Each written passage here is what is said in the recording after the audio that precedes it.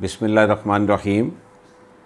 मैं मियां Mohammad Salim Shahid, chairman civil pilot high school Punjab बात कर रहा हूं।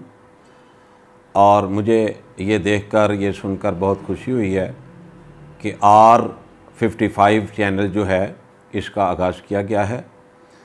और मैं समझता हूं कि गुजरांवाला में इस चैनल की बहुत ज़्यादा ज़रूरत थी और इंशाल्लाह हम उम्मीद करते हैं कि अल्लाह के फ़ज़ल व करम से ये जो चैनल है इसके ज़रिए ख़ुसूसन हमारे जो एजुकेशन के मसाइल हैं इंशाल्लाह वो आला हकाम तक पहुँचेंगे और प्राइवेट स्कूल मालकान जो हैं उनके बहुत सारे मसाइल इस चैनल की वसातत से इंशाल्लाह हल होंगे।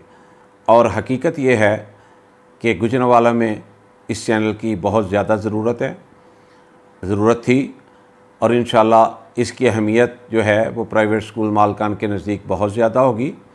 और इंशाल्लाह बड़ी उम्मीद है। और ये जो हालात हैं सब जानते हैं कि इन हालात में हमारे मसाइल और बढ़ चुके हैं। प्राइवेट स्कूल मालकान के बहुत सारे मसाइल हैं।